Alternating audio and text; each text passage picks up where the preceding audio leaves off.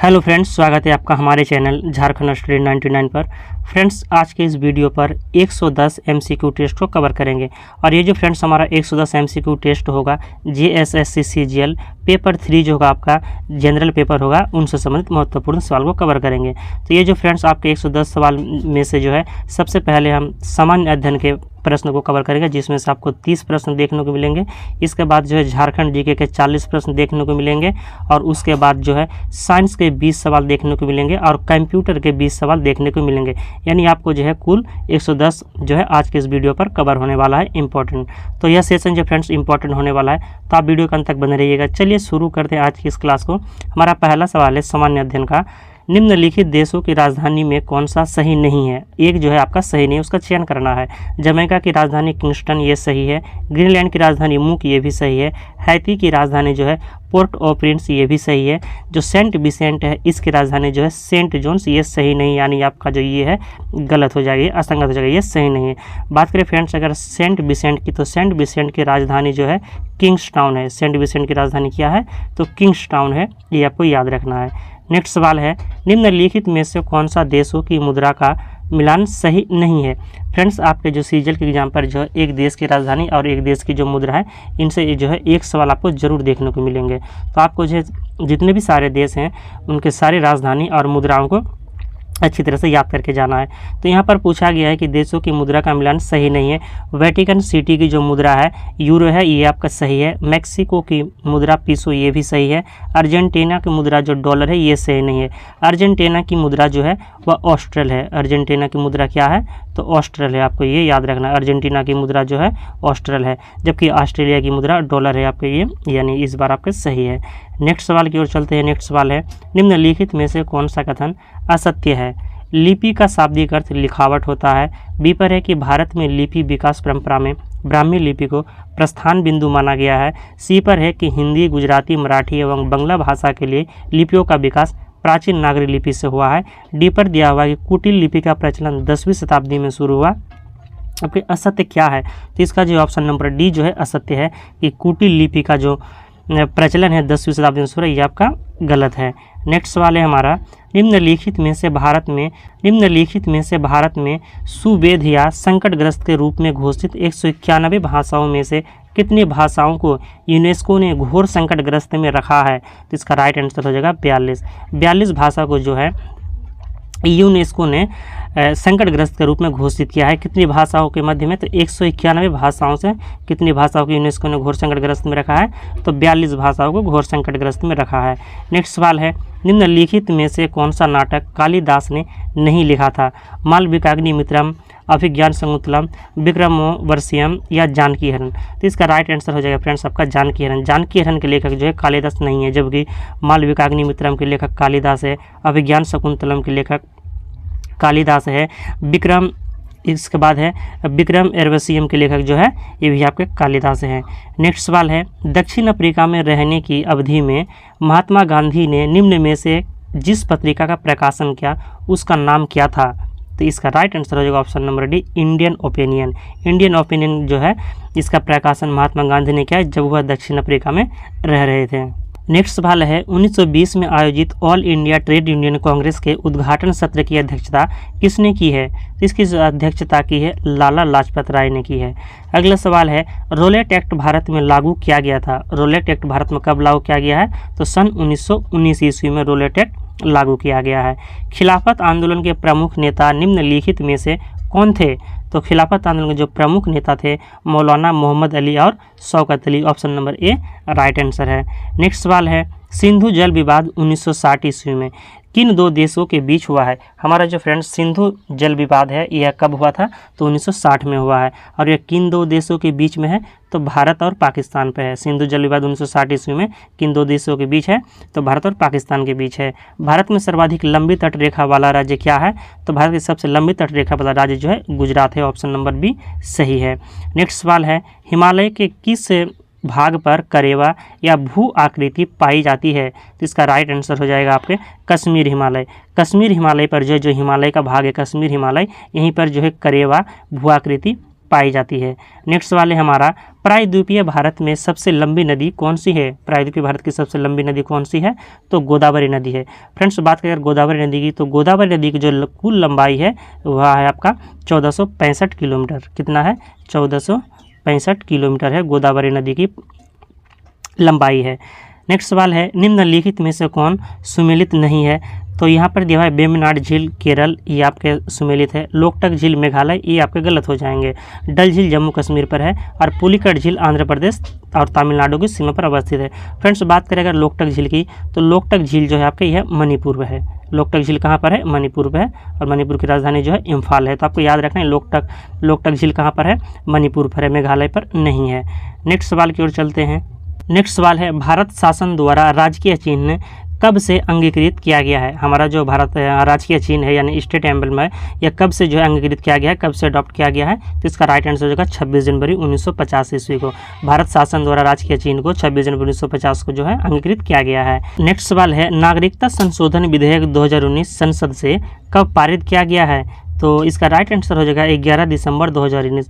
11 दिसंबर 2019 को जो है नागरिकता संशोधन विधेयक 2019 पारित किया गया है। सर्वोच्च न्यायालय के न्यायाधीशों की नियुक्ति की जाती है राष्ट्रपति के द्वारा।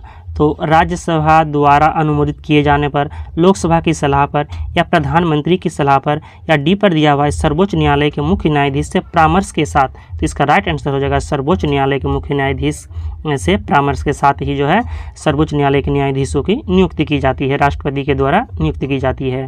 नेक्स्ट सवाल है, समान कार्य के लिए समान वेतन भारत के संविधान में सुनिश्चित किया गया एक क्या है? हमारा जो समान कार्य के लिए समान वेतन जो है यह भारत के संविधान में सुनिश्चित किया गया एक प्रकार का क्या है? तो राज्य के नीति निर्देशक सिद्धांतों का अंग है। ऑप्शन नंबर बी सही है। नेक्स्ट सवाल है, प्रधानमंत्री उज्ज्वला योजना की शुरुआत कब और कहाँ की गई है? इसका राइट आंसर हो जाएगा 1 मई 2016 को बलिया उत्तर प्रदेश से। बलिया कहाँ पर है? उत्तर प्रदेश पर है। तो प्रधानमंत्री उज्ज्वला योजना की शुरुआत 1 मई 2016 को बलिया उत्तर प्रदेश से की गई है। और ये जो है फ्रेंड्स आपके बीपीएल परिवार को जो है, बीपीएल परिवार यानी जो अत्यंत पिछड़ा परिवार है उसको एलपीजी कनेक्शन करवाना है। तो आपको ये भी याद रखना है, एलपीजी कनेक्शन से संबंधित है प्रधानमंत्री उज्ज्वला योजना। इनकी जो शुरुआत हुआ है 1 मई 2016 को बलिया उत्तर प्रदेश से हुआ है। नेक्स्ट सवाल है, भारतीय रिजर्व बैंक की स्थापना कब हुई है? तो 1935 ईस्वी में भारतीय रिजर्व बैंक की जो स्थापना हुई है 1 अप्रैल 1935 को हुई है। 1 अप्रैल 1935 को भारतीय रिजर्व बैंक की स्थापना हुई है। नेक्स्ट सवाल है, देश में सर्वाधिक समृद्धि दर प्राप्त की गई थी। देश में जो सर्वाधिक समृद्धि दर कब प्राप्त की गई है? तो इसका राइट आंसर हो जाएगा 10वीं पंचवर्षीय योजना में। देश में सर्वाधिक जो समृद्धि प्राप्त की गई 10वीं पंचवर्षीय योजना में प्राप्त की गई है। नेक्स्ट सवाल है, मोड वेट संबंधित है। मोड वेट जो है यह किससे संबंधित है? तो मोड वेट जो है उत्पाद कर से संबंधित है। ऑप्शन नंबर ए सही है। नेक्स्ट सवाल है, वस्तु एवं सेवा कर जीएसटी में निम्नांकित में से कौन सा कर शामिल नहीं किया गया है? तो ये जो है सीमा शुल्क को जो है शामिल नहीं किया गया है। वस्तु एवं सेवा कर यानी गुड्स एंड सर्विस टैक्स में जो है सीमा शुल्क को शामिल नहीं किया गया है। नेक्स्ट सवाल है, ICC women's cricketer of the year 2021 किसे चुना गया है? तो स्मृति मंधाना को चुना गया है। Option number A right answer है। भारत का पहला स्मार्ट हाईकोर्ट जो पूरी तरह से पेपरलेस बन गया है वह क्या है?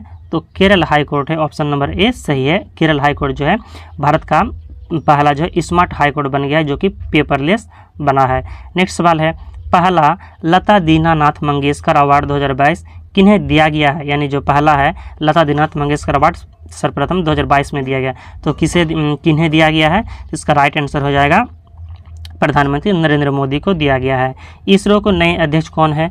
तो इसरो के नए अध्यक्ष हैं S Somnath. Option number A right answer हो जाएगा एस सोमनाथ। नेक्स्ट सवाल है, ISFR 2021 के अनुसार प्रतिशतता की दृष्टि से सर्वाधिक वनावरण वाले 3 संघीय क्षेत्र क्या है? तो इसका राइट आंसर हो जाएगा लक्षद्वीप, अंडमान एवं निकोबार और जम्मू कश्मीर। ये आपके 3 जो है सर्वाधिक वनावरण वाले 3 संघ शासित राज्य हो गए हैं। नेक्स्ट सवाल है, डिजिटल परिसंपत्तियों के हस्तांतरण से होने वाली आय पर कर की दर कितने प्रतिशत की होगी? तो 30%। Option number C right answer है कि डिजिटल परिसंपत्तियों के हस्तांतरण से होने वाली आय पर जो है कर 30% तक की देय होगी। नेक्स्ट सवाल है हमारा, हाल ही में हाल ही में चर्चित पुस्तक contested lands India China and the boundary dispute नामक पुस्तक किसने लिखी है?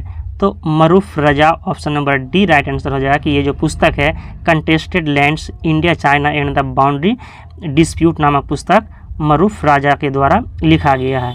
नेक्स्ट है हमारा फ्रेंड्स, अब है हमारा झारखंड सामान्य ज्ञान, यानी आपके जो दूसरे पार्ट पर झारखंड सामान्य ज्ञान के 40 प्रश्न देखने को मिलेंगे। फ्रेंड्स, अगर आप यहाँ तक वीडियो पर बने हुए हैं तो लाइक जरूर कीजिएगा और चैनल पर है तो सब्सक्राइब कीजिए और कमेंट करके जरूर बताइएगा आपको हमारा क्लास कैसा लगता है। नेक्स्ट सवाल है यानी झारखंड जीके का पहला सवाल, ISFR 2021 के अनुसार झारखंड राज्य में न्यूनतम वन प्रतिशत वाले जिला का सही क्रम कौन सा? आपको याद रखना, यहाँ पर प्रतिशत के मामले पर बोला है, न्यूनतम वन प्रतिशत वाले जिला का सही क्रम क्या है? तो इसका राइट आंसर हो जाएगा ऑप्शन नंबर ए, जामताड़ा, देवघर और धनबाद। जामताड़ा, देवघर और धनबाद जो है यह न्यूनतम 1% वाला जिला है। नेक्स्ट सवाल है, झारखंड बजट 2022-23 आगामी वित्तीय वर्ष 2022-23 में निम्न में से किस जिले में इंडस्ट्रियल कम लॉजिस्टिक पार्क के निर्माण करने की योजना है? झारखंड के किस जिले में जो है इंडस्ट्रियल कम लॉजिस्टिक पार्क के निर्माण करने की योजना है?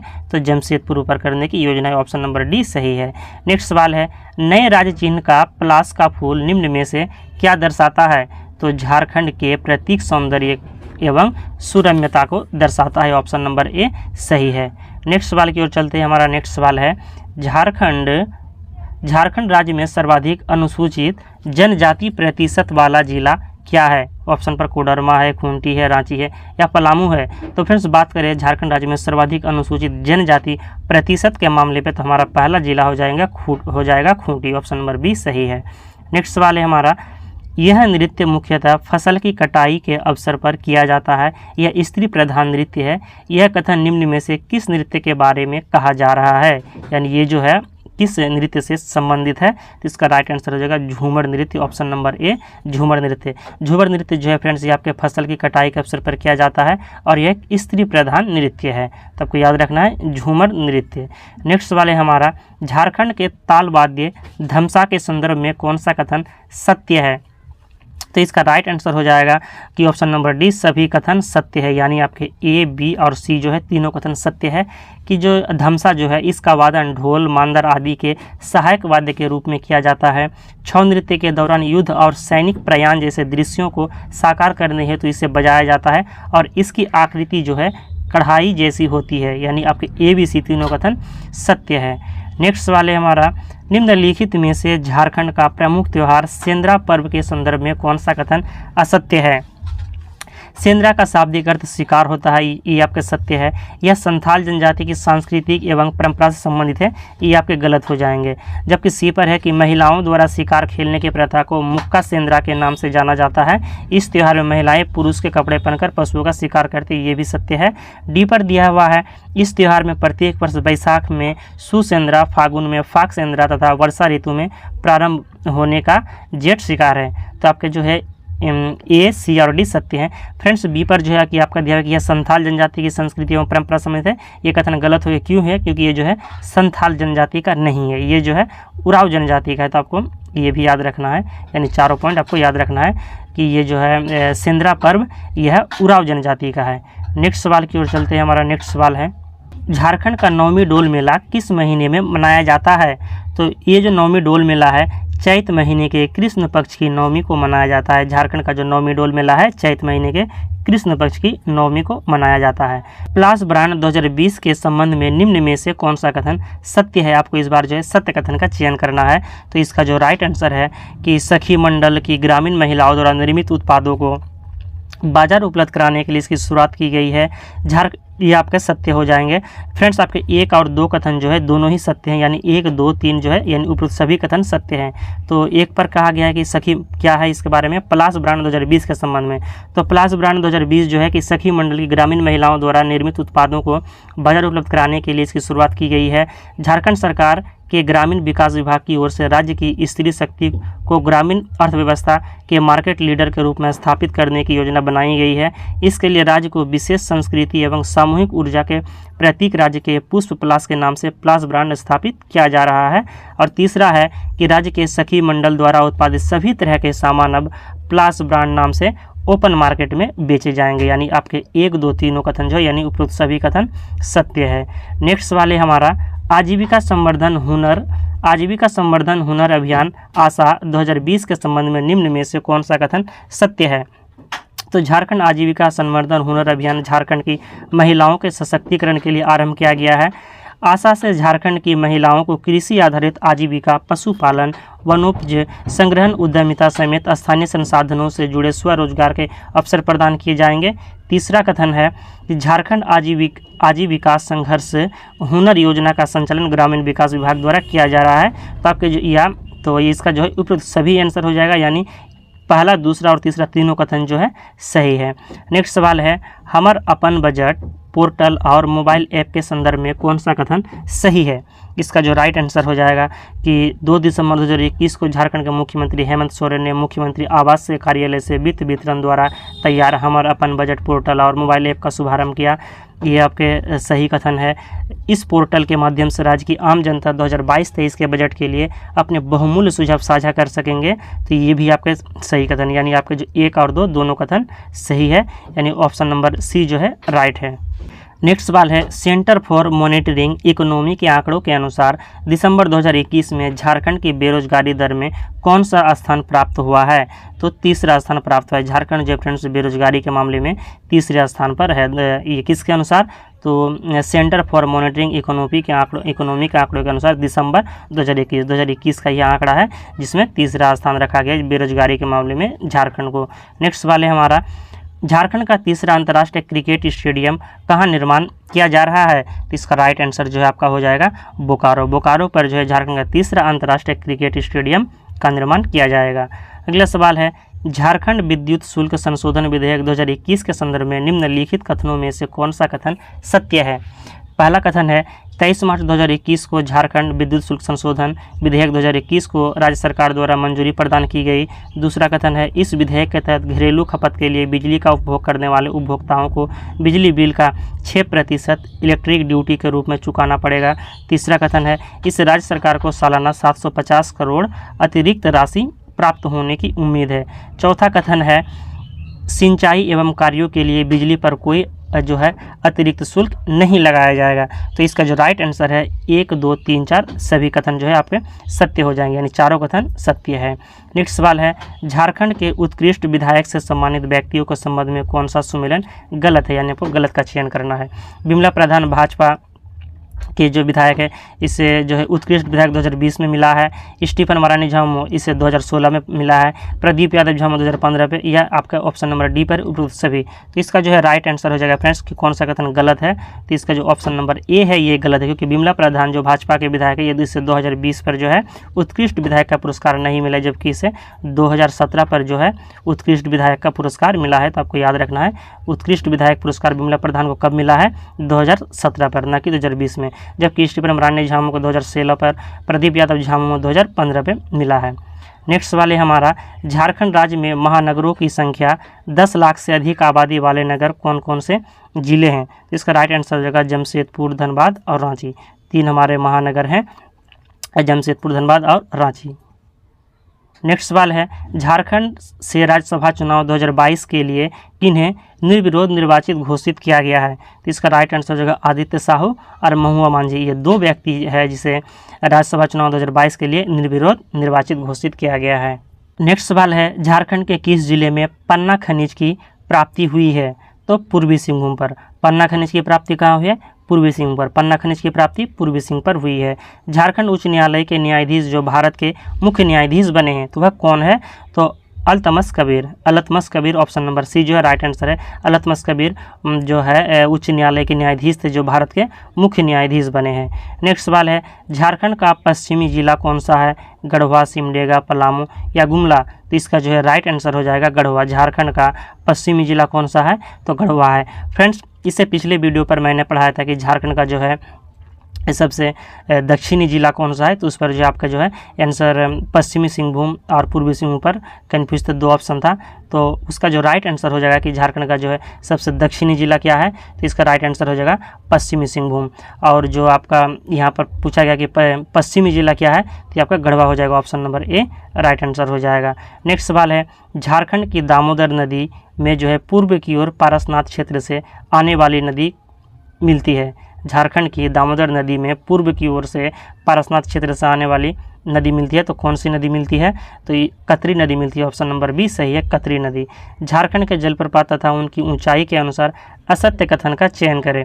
यहाँ पर जलप्रपात दिया और इधर ऊंचाई दिया हुआ है। तो बूढ़ाघाट जलप्रपात की ऊंचाई जो है 137 मीटर है, ये आपका सत्य कथन है। हुंडू जलप्रपात की ऊंचाई 74 मीटर है, ये भी सत्य है। सदनी घाट जलप्रपात की ऊंचाई 50 मीटर है, ये आपके असत्य कथन है।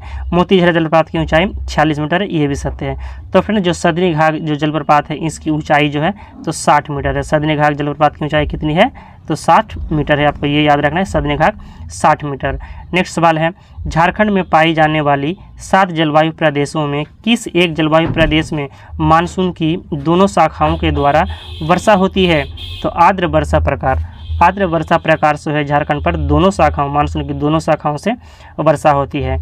झारखंड में सिंचाई परियोजना तथा संबंधित जिला में कौन सा मिलान सही नहीं है, तो इसका राइट आंसर हो जाएगा कि कुनार जलाशय परियोजना देवघर, ये आपके सही नहीं है।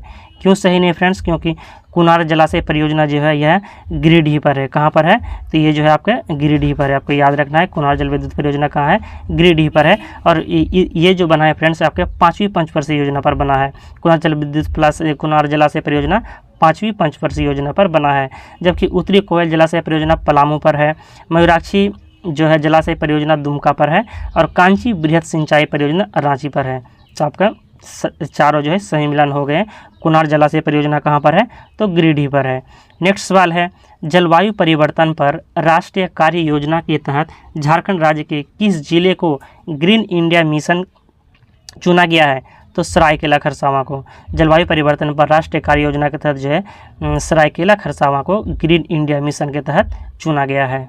नेक्स्ट सवाल है, भूकंप संवेदनशीलता की दृष्टि से जोन 3 के अंतर्गत झारखंड राज्य के कुल कितने जिले आते हैं, इसका राइट आंसर हो जाएगा ऑप्शन नंबर डी 15। जोन 3 के अंतर्गत जो है 15 जिले आते हैं। जोन 3 के अंतर्गत 15 जिले। और जो है फ्रेंड्स हमारा जोन 2 जो है इसमें 7 जिले आते हैं। जोन 2 पर कितने जिले आते हैं, 7 जिले आते हैं।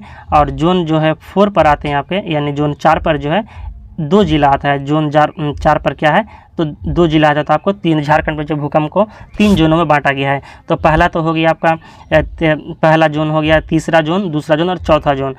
तो पहला पे है तीसरा जोन और इसके बाद है दूसरा जोन और चौथा जोन। तो जोन 3 के अंतर्गत जो है आपके 15 जिले आते हैं। और जोन 2 के अंतर्गत जो है आपके 7 जिले आते हैं। और जोन 4 के अंतर्गत जो है पे 2 जिले आते हैं।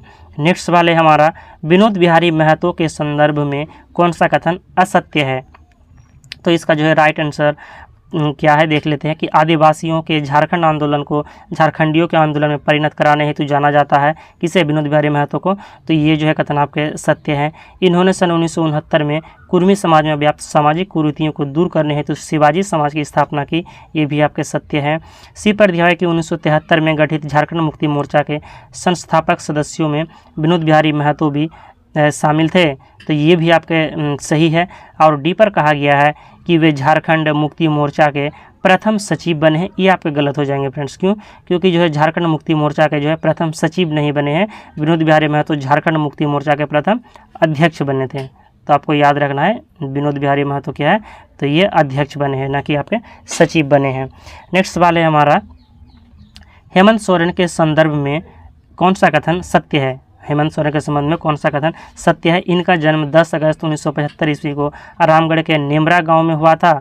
इसके बाद हमारा बी पर कहा गया है कि वे 24 जून 2009 से 4 जनवरी 2010 तक राज्यसभा के सदस्य थे तथा 23 दिसंबर 2009 को विधानसभा के सदस्य के रूप में अपने राजनीतिक जीवन की शुरुआत की।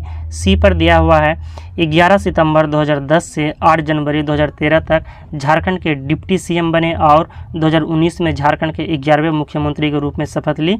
डी पर कहा गया है उपरोक्त सभी। तो इसका राइट आंसर हो जाएगा उपरोक्त सभी, यानी ABC जो है आपका तीनों कथन सही है। तो ABC कथन जो है फ्रेंड्स एक बार और देख लेते हैं। इंपॉर्टेंट सवाल है कि हेमंत सोरेन का जन्म 10 अगस्त 1975 को रामगढ़ के नेमरा गांव में हुआ था और 24 जनवरी 2009 से 4 जनवरी 2010 तक राज्यसभा के सदस्य थे तथा 23 दिसंबर 2009 को विधानसभा के सदस्य के रूप में अपने राजनीति के जीवन की शुरुआत की और वे 11 सितंबर 2020 से 8 जनवरी 2013 तक झारखंड के डिप्टी CM बने और 2019 में झारखंड के 11वें मुख्यमंत्री के रूप में शपथ ली है। नेक्स्ट सवाल है, निम्न में से कौन सा कथन असत्य है? तो आपको असत्य कथन का चयन करना है। तो मुकुंद नायक को वर्ष 2017 में पद्मश्री सम्मान से सम्मानित किया गया, ये आपका सत्य कथन है। सीमन उराव को जल संरक्षण एवं पर्यावरण की रक्षा करने हेतु वर्ष 2016 में पद्मश्री सम्मान से सम्मानित किया गया, ये भी आपका सत्य कथन है। इसके बाद है अशोक भगत को सामाजिक कार्य के वर्ष 2015 में पद्मश्री सम्मान से सम्मानित किया गया, ये भी सत्य है। डी पर दिया हुआ है कि बलबीर दत्त को वर्ष 2018 में पत्रकारिता के क्षेत्र में पद्मश्री से सम्मानित किया गया है, ये आपके असत्य हो जाएंगे। क्यों असत्य हो जाएगा फ्रेंड्स? क्योंकि बलबीर दत्त को जो है पत्रकारिता के क्षेत्र में पद्मश्री सम्मानित किया गया है 2017 में। अगर यहाँ पर 2017 रहता तो आपका ये कथन राइट हो जाता, लेकिन यहाँ पर 18 दिया इसलिए ये कथन असत्य है। तो आपको 2018 याद नहीं रखना है, आपको याद रखना है कि बलबीर दत्त को 2017 में पत्रकारिता के क्षेत्र में पद्मश्री से सम्मानित किया गया है। नेक्स्ट सवाल है, छोटा नागपुर क्षेत्र में कांस्य यानी कांसा युग का सूत्रधार कौन से जनजाति थी? इसका राइट आंसर हो जाएगा असुर और बिरजिया। छोटा नागपुर क्षेत्र में कांसा युग का जो सूत्रधार किस जनजाति ने किया है? तो असुर और बिरजिया ने किया है। नेक्स्ट सवाल है, कौटिल्य के अर्थशास्त्र के अनुसार जनजातियों को नियंत्रण में रखने, मगध के हित में उनका उपयोग करने तथा मगध के शत्रुओं से उनका गठबंधन को रोकने के उद्देश्य से डैश नामक पदाधिकारी की नियुक्ति की गई है। किसकी नियुक्ति की गई है? तो आटविक की नियुक्ति की गई है। ऑप्शन नंबर डी सही है। नेक्स्ट सवाल है हमारा, झारखंड क्षेत्र स्वायत्त परिषद का गठन कब हुआ है? तो 1995 में हुआ। ऑप्शन नंबर बी सही है, 1995 में हुआ है। और ये जो है फ्रेंड्स झारखंड क्षेत्र स्वायत्त परिषद, इसके जो अध्यक्ष थे तो शिबू सोरेन थे। अध्यक्ष कौन थे? तो आपके शिबू सोरेन थे। और इसके जो उपाध्यक्ष थे आपका, तो ये भी याद रखना, उपाध्यक्ष कौन थे? तो सूरज मंडल थे। अध्यक्ष हो गया शिबू सोरेन और उपाध्यक्ष हो गया सूरज मंडल। किसके? तो झारखंड क्षेत्र स्वायत्त परिषद का जो गठन हुआ है उसके अध्यक्ष थे। और यह कब हुआ है? तो 1995 में इनका गठन हुआ है। निम्न में से कौन सी नदी सिमडेगा जिले से होकर प्रवाहित होती है? तो इसका राइट आंसर होगा दक्षिणी कोयल नदी। दक्षिणी कोयल नदी जो है सिमडेगा जिले से होकर प्रभावित होती है। झारखंड राज्य के प्रथम कार्यवाहक राज्यपाल कौन थे? तो झारखंड राज्य के प्रथम कार्यवाहक राज्यपाल थे विनोद चंद्र पांडे। ऑप्शन नंबर ए सही है। नेक्स्ट सवाल है, भारतीय महिला टीम के तीनों फॉर्मेट हेतु चयनित होने वाले पहली महिला क्रिकेटर कौन है? तो इसका राइट आंसर हो जाएगा ऑप्शन नंबर है इंद्रानी रॉय। इंद्रानी रॉय जो है फ्रेंड्स भारतीय महिला टीम के तीनों फॉर्मेट हेतु चयनित होने वाली पहली महिला क्रिकेटर है। नेक्स्ट सवाल है, उरांव के संबंध में निम्न कथनों में से कौन सा कथन सत्य नहीं है? तो उरांव अपने को कुरुक कहते हैं, ये आपके सही कथन है। इसके बाद है कि उरांव झारखंड की दूसरी सर्वाधिक जनसंख्या वाली जनजाति है, ये भी सही है। यह भारत की तीसरी सर्वाधिक जनसंख्या वाली जनजाति, ये आपको गलत हो गया। यहाँ पर दूसरी है फ्रेंड्स, उरांव जो है झारखंड की दूसरी सर्वाधिक जनसंख्या वाली जाति है और यहाँ पर पूछा गया कि यह भारत की तीसरी सर्वाधिक जनसंख्या वाली जनजाति है, ये यहाँ पर गलत हो जाएंगे। क्योंकि जो फ्रेंड्स यह भारत की जो है, ये भारत की भी दूसरी सर्वाधिक जनसंख्या वाली जनजाति है, या इनमें से सभी कथन सही है। तो आपका जो सही आंसर हो जाएगा कि कौन सा सत्य नहीं है, तो आपका जो है सी आंसर हो जाता। नेक्स्ट सवाल है हमारा, लेकिन फ्रेंड्स यहाँ पर तो आपको याद रखना है कि यह भारत की तीसरी नहीं दूसरी जनसंख्या वाली जनजाति है। और उरांव अपने को कुडुक कहते हैं, ये भी सही है। उरांव झारखंड की दूसरी सर्वाधिक जनसंख्या वाली जनजाति भी है। नेक्स्ट सवाल है, निम्न अनुसंधान संस्थान को सही मिलान करें। नेशनल मेटालॉजिकल लेबोरेटरी ये कहाँ पर है आपका? तो नेशनल मेटालॉजिकल लेबोरेटरी जो है आपका जमशेदपुर में, यानी ए का जो है आपका 4 सही हो जाएगा। इसके बाद है इंडियन लाख रिसर्च इंस्टीट्यूट, ये कहाँ पर है? तो नामकुम रांची पर है। इंडियन लाख रिसर्च इंस्टीट्यूट कहाँ है? नामकुम रांची पर है। मृदा शोध एवं अनुसंधान संस्थान ये कहाँ पर है? तो ये आपके हजारीबाग में है। मृदा शोध एवं अनुसंधान संस्थान हजारीबाग पर। और सेंट्रल तसर रिसर्च इंस्टीट्यूट ये कहाँ पर है? तो पिस्कानगढ़ी रांची में है। पिस्कानगढ़ी रांची पर है सेंट्रल तसर रिसर्च इंस्टीट्यूट। नेक्स्ट सवाल है, देश के कुल इल्मेनाइट का 0.12% झारखंड राज्य में उपलब्ध है। इसका प्रयोग अंतरिक्ष यान तथा टाइटेनियम बनाने में होता है। निम्नलिखित में से यह झारखंड के किस जिला में पाया जाता है? यानी जो फ्रेंड्स आपका कि इल्मेनाइट जो है यह आपके झारखंड किस जिले में पाया जाता है? तो रांची पर पाया जाता है। ऑप्शन नंबर ए सही है।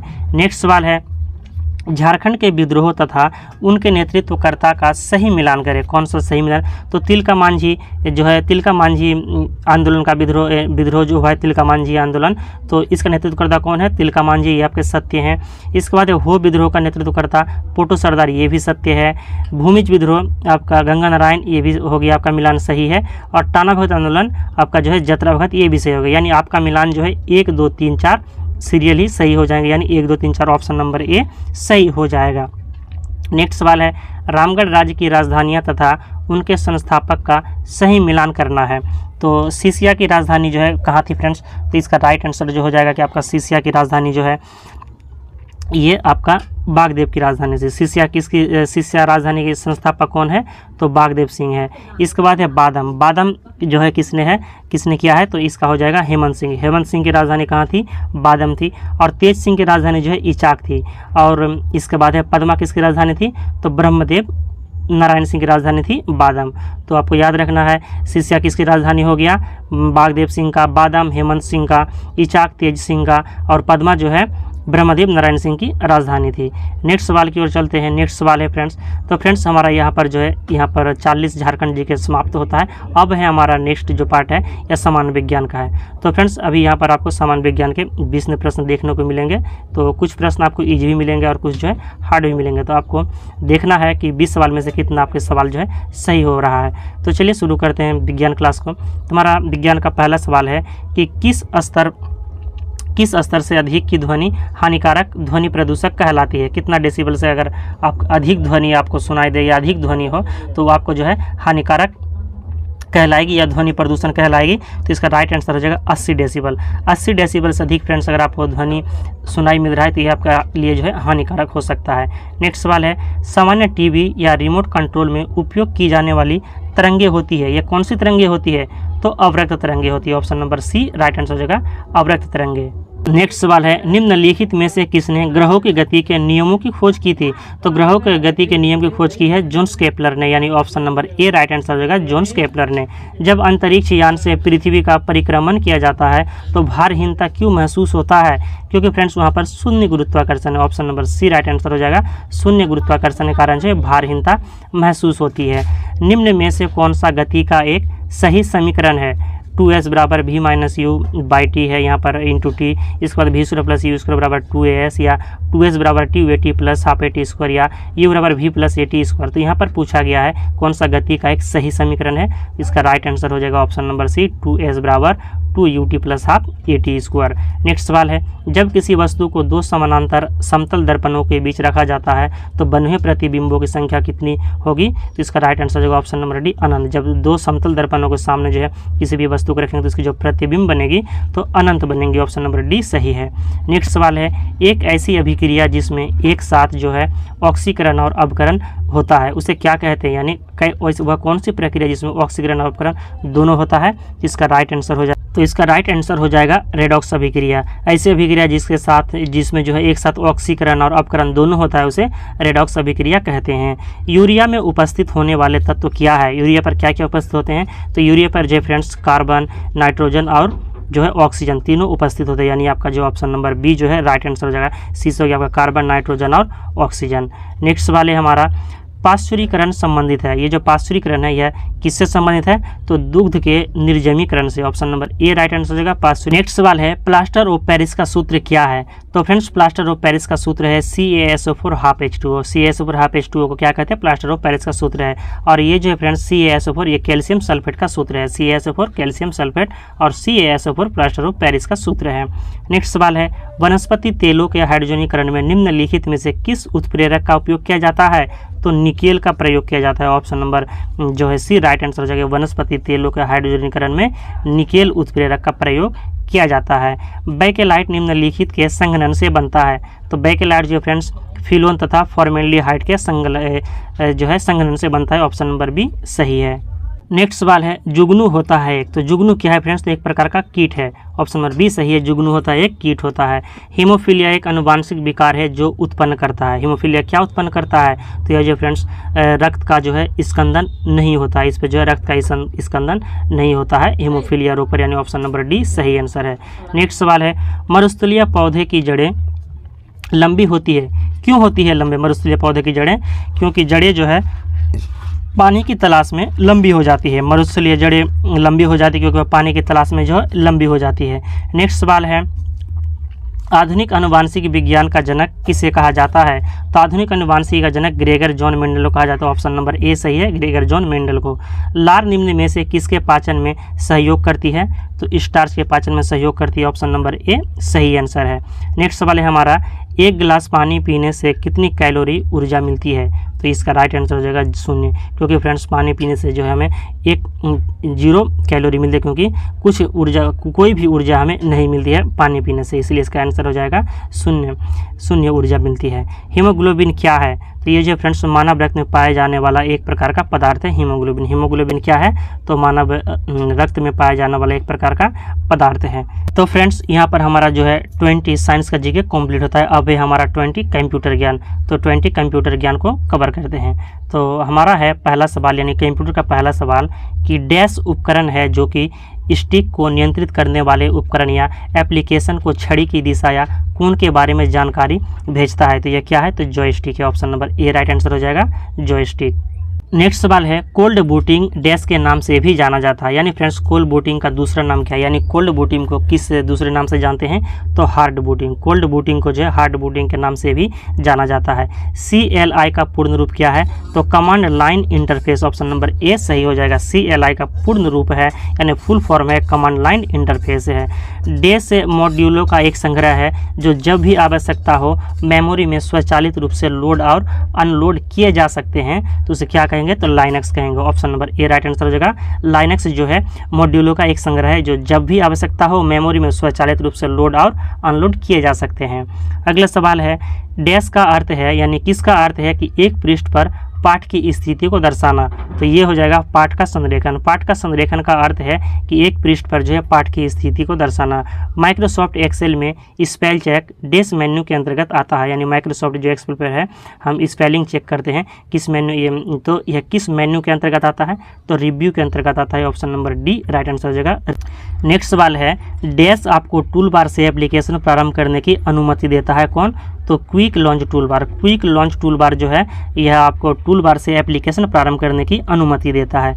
दूसरा सवाल है बारकोड डैश उपकरण का एक उदाहरण। बारकोड जो है किसका एक उदाहरण है, तो इसका राइट आंसर होगा इनमें से कोई नहीं, क्योंकि फ्रेंड्स बारकोड जो है ना इनपुट है ना आउटपुट है ना पॉइंटिंग है, ये जो है फ्रेंड्स यह नंबर और लाइन्स के फॉर्मेट में रहता है। बारकोड जो है क्या है, तो यह नंबर और लाइन्स के फॉर्मेट में रहता है, आपको याद रखना है। तो ये बारकोड इनमें से कोई नहीं, राइट आंसर हो जाएगा।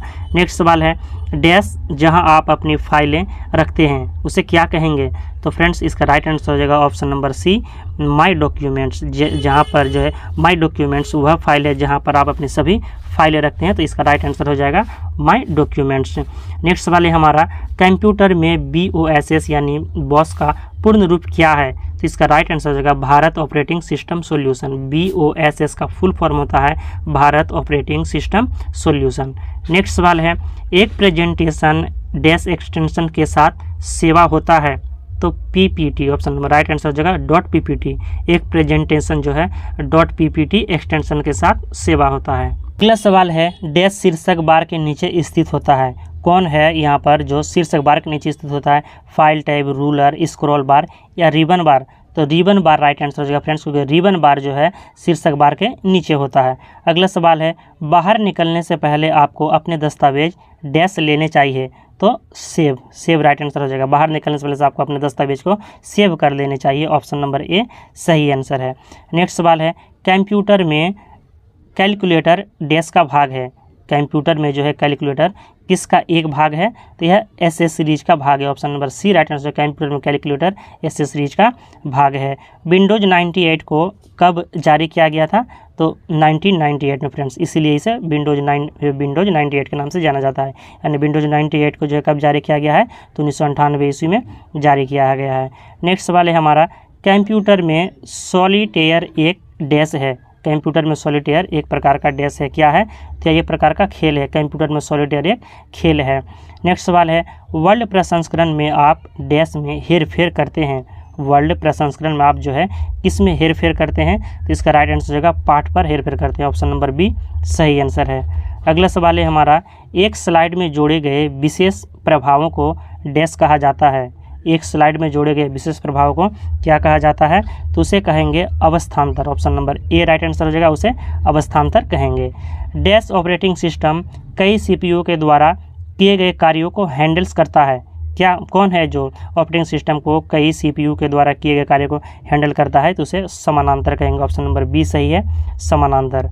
नेक्स्ट सवाल है हमारा और आज की इस क्लास का अंतिम सवाल, निम्नलिखित में से कौन सा एनालॉग सूचनाओं को डिजिटल रूप में बदलता है, तो उसे डिजिटाइजर कहेंगे। Option number C right answer हो जाएगा कि जो एनालॉग सूचना है उसे डिजिटल रूप में बदलने का कार्य करता है डिजिटाइजर। तो फ्रेंड्स हमारा यहाँ पर जो है 110 प्रश्नों का संग्रह जो है कंप्लीट होता है और 110 सवाल में से जो फ्रेंड्स आपके कितने सवाल सही हुए हैं आप कमेंट बॉक्स में ज़रूर बताइएगा। तो फ्रेंड्स हमारा जो यहाँ पर नेक्स्ट 20 जो है मैथ के सवाल और 20 जो है रीजनिंग के सवाल बच गए हैं, जिसे मैंने छोड़ दिया है। फ्रेंड्स अगर आपको जो है मैथ और रीजनिंग के भी सवाल चाहिए तो आप कमेंट बॉक्स में ज़रूर बताइएगा कि आपको मैथ और रीजनिंग का क्लास चाहिए या नहीं चाहिए। तो मिलते हैं नेक्स्ट वीडियो में नेक्स्ट टेस्ट को लेकर बहुत जल्द। जय हिंद।